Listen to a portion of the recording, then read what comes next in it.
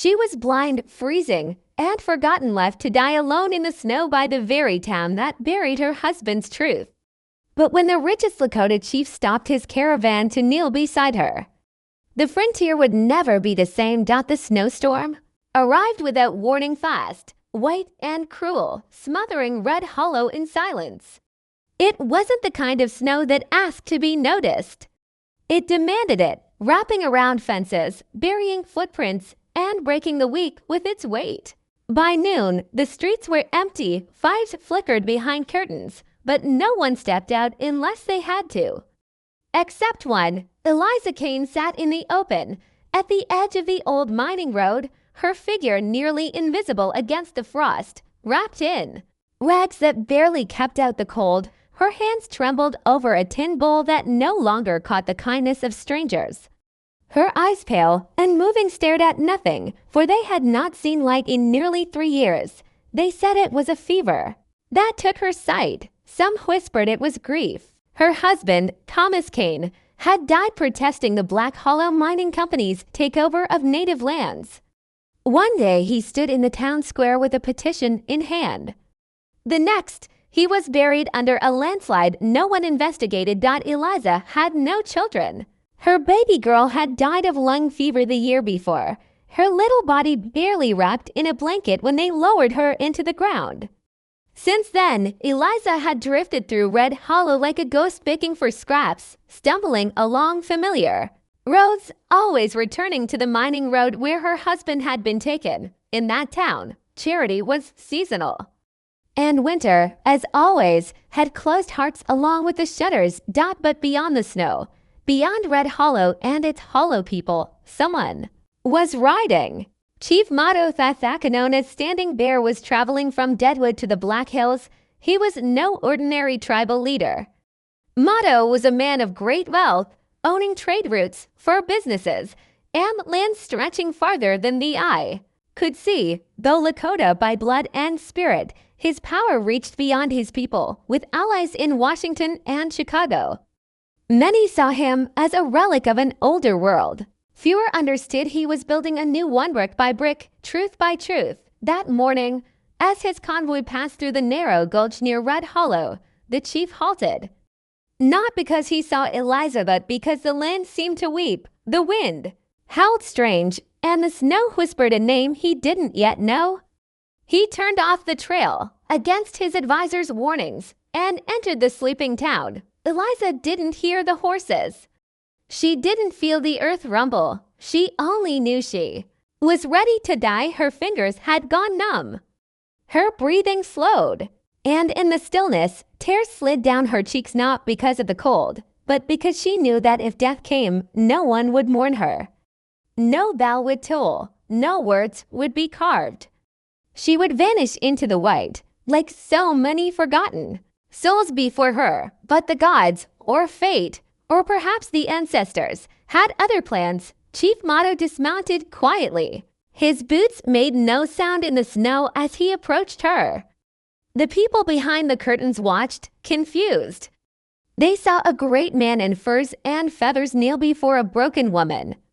They watched him unwrap his sacred cloak, white buffalo hide lined with eagle feathers, and wrap it around Eliza's frail shoulders. They did not understand, but they remembered. And when he lifted her into his arms, turning back toward his caravan without a word, the snow paused for just a moment, as if honoring what the world had ignored. That was the first ripple of redemption.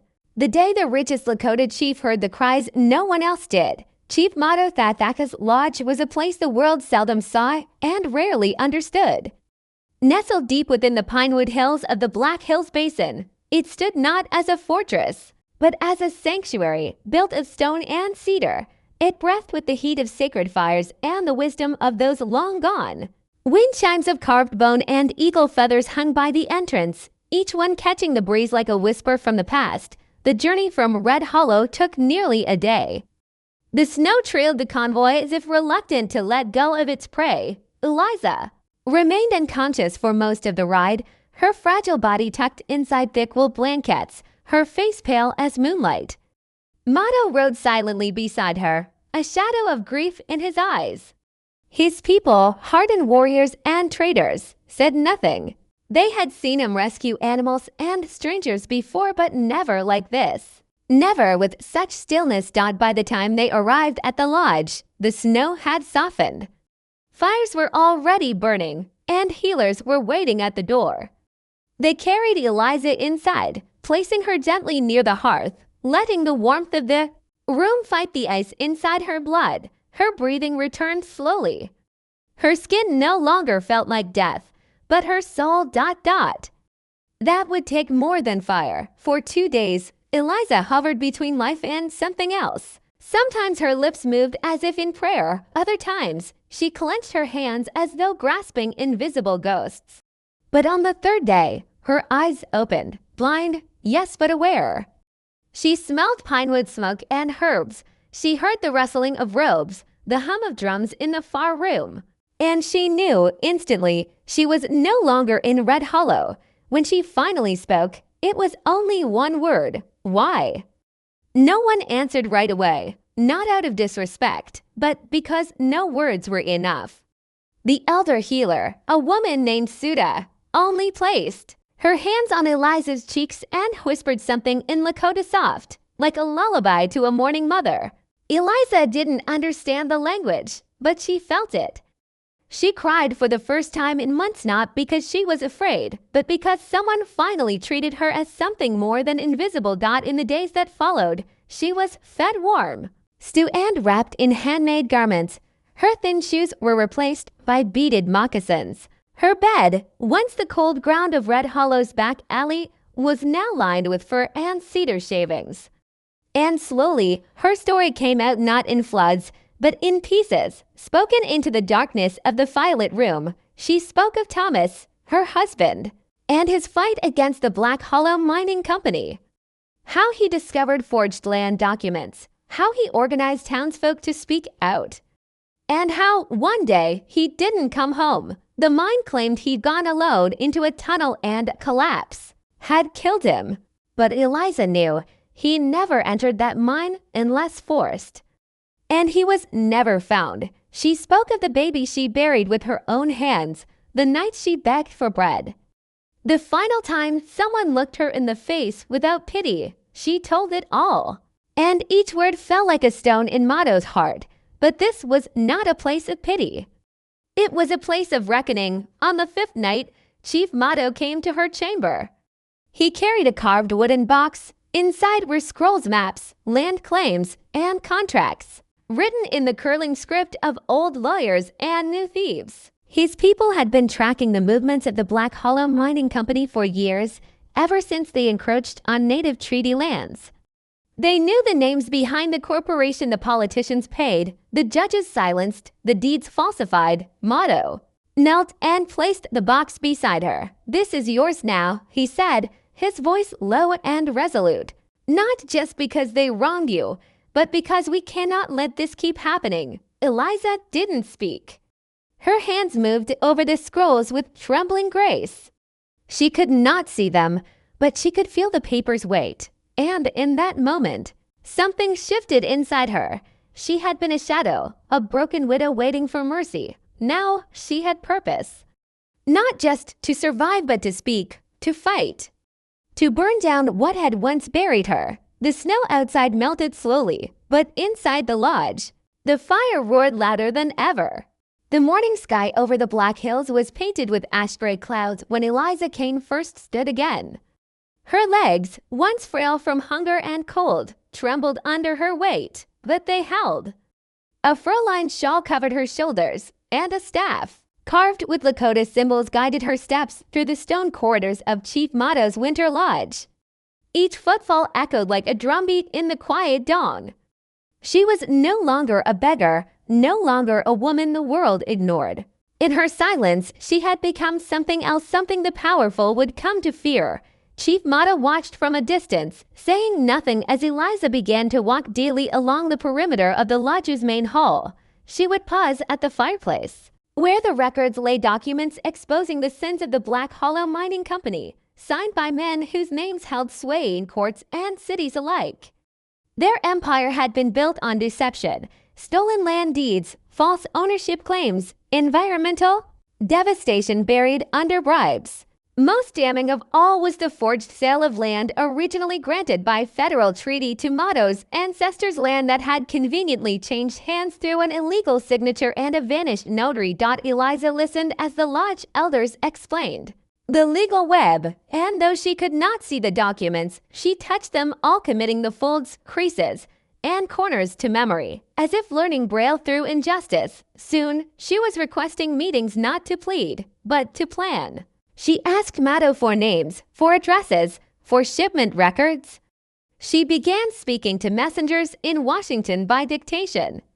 When Mato offered his scribes, she accepted, but insisted that every word sent in her name was true and unpolished. Make them feel it, she told one of the writers. Let them read what silence sounds like. Her voice began to rise beyond the lodge. Whispers of the blind widow traveling with Chief Mato reached Red Hollow within weeks.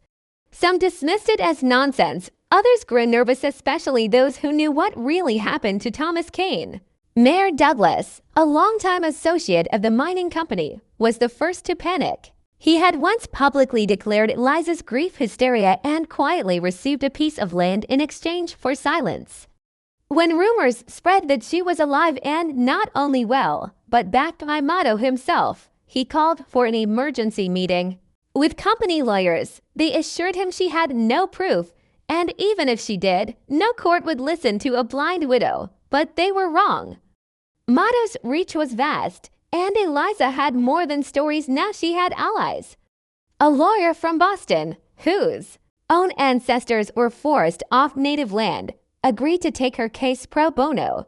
A newspaper editor in Missouri published a 3-page article titled "The Widow in the Snow" and ended it with one chilling line: "If the mine buried her husband, she may now bury the mine." And yet, even as her strength returned, Eliza was haunted by one thing: Thomas had been buried in an unmarked grave. The company had never returned his body. They claimed the collapse made recovery impossible. But Mato's scouts began investigating the area. What they found was worse. 2 miles beyond the mining site, hidden beneath a false timber pit, was a clearing soaked in ash and bone. They found burnt clothing, mining helmets, and a badge that had once belonged to Thomas Kane. There had been no collapse, just fire, gasoline, and cover-up. The accident had been murder. Eliza said nothing when Mato placed the charred badge in her hand. She didn't weep, she didn't scream. She only whispered, "He died proving the truth. Now, let the truth bury them." Preparations began for a formal hearing in Cheyenne, a public tribunal where the evidence would be laid out. Mato would testify, along with historians, lawyers, and land experts. But the most anticipated voice was Eliza's. She would speak through her truth, not as a legal expert, not as a landowner, but as the last witness to a man's life erased by greed. Her testimony would not just seek justice for Thomas Kane. It would challenge a system built on the belief that people like her, widows, natives, orphans, the poor, could be buried quietly. As spring bloomed outside the lodge, letters poured in from all corners. Strangers who had heard her story and saw themselves in it. Some sent prayers, others sent land deeds, documents, confessions. Eliza kept each one, not for evidence, but because they were proof that even the smallest voice, if heard, could crack the foundation of empires. She was no longer just a widow. She was a storm in waiting. The courthouse in Cheyenne was old, built before the railroad had split the frontier in half, back when justice was more myth than measure. It was the kind of place where decisions weren't always made in the open, where verdicts were whispered before the gavel ever fell. But that day, something different was in the air, something ancient and unstoppable. The air outside carried the scent of sage and storm. Journalists lined the walkway, their notepads trembling in gloved hands as wagons and riders arrived from all corners of the West. Among them was Chief Mato Thathaka, flanked by warriors and lawyers, all clad in ceremonial garments that glowed against the dusty wind. But all eyes turned toward the figure in the center, Eliza Kane, wrapped in white buffalo fur, walking slowly but surely with the help of her staff. She couldn't see the crowd's expression, but she could feel it though. Hush, the weight of every step she took. She wasn't walking into court. She was walking into history. Inside, the courtroom was packed. Every bench overflowed, every corner filled with officials, lawyers, settlers, and skeptics. At the front sat Judge Halverson, a man known for strict formality and quiet nerves, but even he faltered slightly when Eliza entered and sat behind the plaintiff's table. The mine's lawyers, dressed in crisp city suits, whispered among themselves, trying to disguise their unease. They had expected tears, drama, maybe even collapse. What they found was something colder, calmer, a woman who had already buried pain and now came not to beg, but to unveil. The proceedings began with maps, documents, and testimonies from Motto's investigators. They showed how the Black Hollow Mining Company had falsified treaty transfers, bribed local officials, and polluted tribal rivers while denying responsibility. An environmental expert detailed the poisoned water tables. A land historian confirmed that the site had never legally changed hands, but it was Eliza's turn that changed the room. She stood, her voice barely louder than a whisper at first. "I speak," she began, "not because I was given permission. I speak because silence has taken enough from me." She told the court about Thomas, how he tried to gather signatures against the mine, how he received threats scrawled on their door, how he never returned from the town meeting where he had planned to present proof. She described her final memory of him, a man tired, frightened, but still holding hope that the truth mattered. Then came the revelation, the hidden grave pit. The burnt remains, the batch placed gently into her hand by Chief Motto. They said, "He died in an accident," she said, holding up the charred badge. But ash doesn't fall by chance. Fire, like justice, requires fuel. And I have carried this fire too long. There was no applause, just silence. Even the judge, hardened by decades of procedure, leaned forward as if the air had thickened. The mine's lawyers attempted to rebut. They called it emotional manipulation. They challenged the authenticity of the documents. They even questioned Eliza's mental state, citing grief, blindness, and the influence of tribal seduction. But their words sounded hollow-staged, because what stood before them wasn't just a widow. It was a story that had found its reckoning. Chief Motto closed the argument himself. He stepped forward and laid a final scroll on the judge's bench, a treaty signed by his grandfather and the U.S. government, explicitly marking the Black Hollow land as protected. A treaty the mine had ignored, shredded, and overwritten with forged ink. The trial ended after 6 days.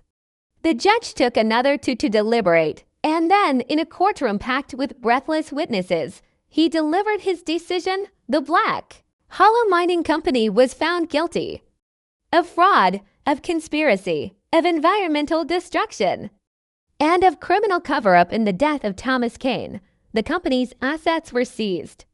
Land holdings returned. Arrests were ordered. The mine was to be dismantled under federal supervision. Outside the courthouse, as rain began to fall, someone tried to ask Eliza how she felt. But she said nothing. She only reached up, letting the drops touch her face. She couldn't see the sky, but she felt it weeping for the first time in years. Not in sorrow, but in release. And far beyond Cheyenne, in the pinewood ridge of Motto's lands, the earth felt lighter. The bones buried deep had finally been heard. It took a season for the land to begin healing. The Black Hollow Mine, once a scar of steel and smoke carved into Lakota treaty land, now stood in quiet dismantlement. Federal agents oversaw the disassembly of machinery. The poisoned runoff was dammed and treated, and for the first time in decades, the river that once ran black began to shimmer with pale blue again, as if sighing in relief. The townspeople, who had grown used to the humming machines and the smell of burnt earth, found silence both haunting and beautiful. But the real work, the work Eliza Kane envisioned, was just beginning. With the court's decision came the return of land rights, not only to Chief Motto's people, but also to Eliza herself, granted through the court in recognition of Thomas Kane's whistleblowing. Yet Eliza didn't want ownership for power. She wanted purpose. She asked for the land to be used for something more than memory, a living sanctuary. And so, with Chief Mato's guidance, the Cane Refuge was born. On the outskirts of the old mining site, lodges were built not for wealth, not for pride, but for the broken and the rebuilding, widows, orphans, displaced tribal families, survivors of labor abuse, all found their way there, sometimes on foot, sometimes on wagons, drawn by whispers of a place where justice wasn't just a verdict, but a home. Eliza could not oversee the construction herself, but she could feel it. She walked with a stick carved by Mato himself, tracing the outlines of walls as they rose. She felt the grain of door frames, the softness of furs laid on each bed. She listened to children laugh in corners where silence once lived. She held the hands of women who had not spoken in years and told them, "I was buried once too." But someone heard my cry. The Cane Refuge was no ordinary place. It became a village of healing. One house became a school for blind children. Another became a kitchen that never closed its doors. A small library emerged, filled with books read aloud by volunteers to those who couldn't see. And in the center stood a chapel not for any one faith, but for grief itself. A place where pain could be named and left behind. Motto remained a silent partner, always near but never commanding. He worked the land beside the laborers, his wealth funneled not into politics, but into soil and seed.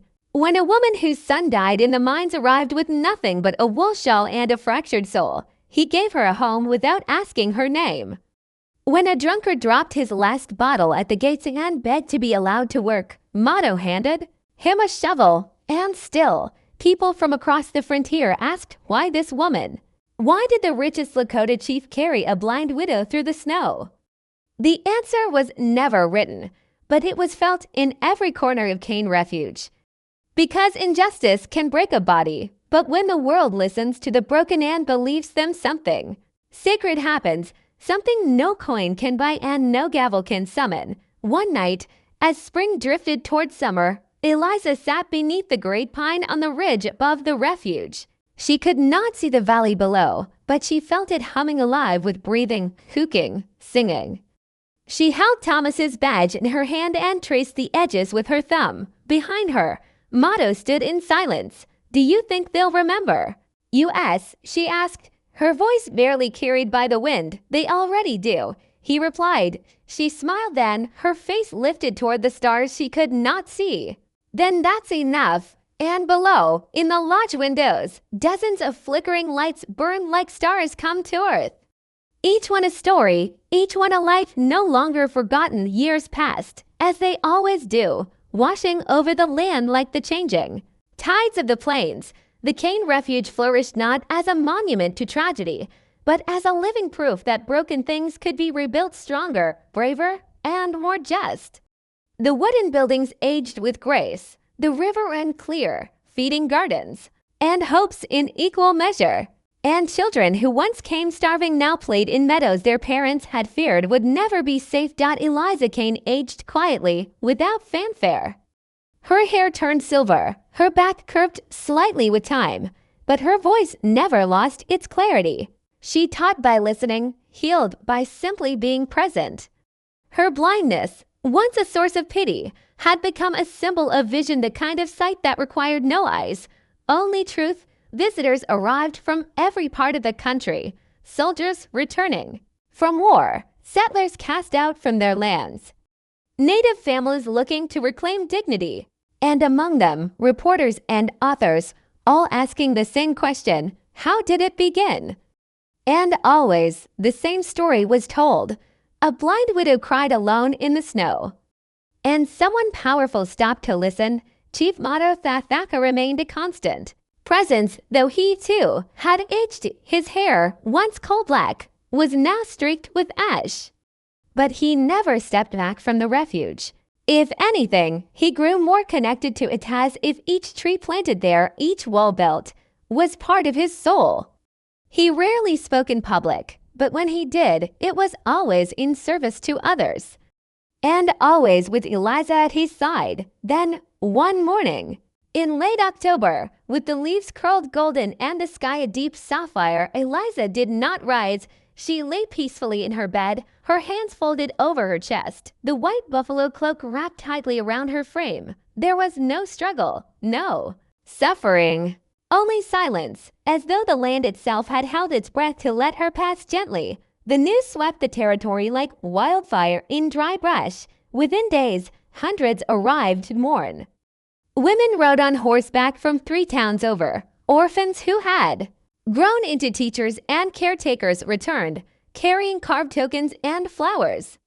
A senator sent a eulogy. A tribe offered a blanket of prayer beads stitched by elders. But it was Chief Motto who carried her body himself. He walked alone through the lodge gates, Eliza wrapped in the same cloak he had first placed around her shoulders that winter day.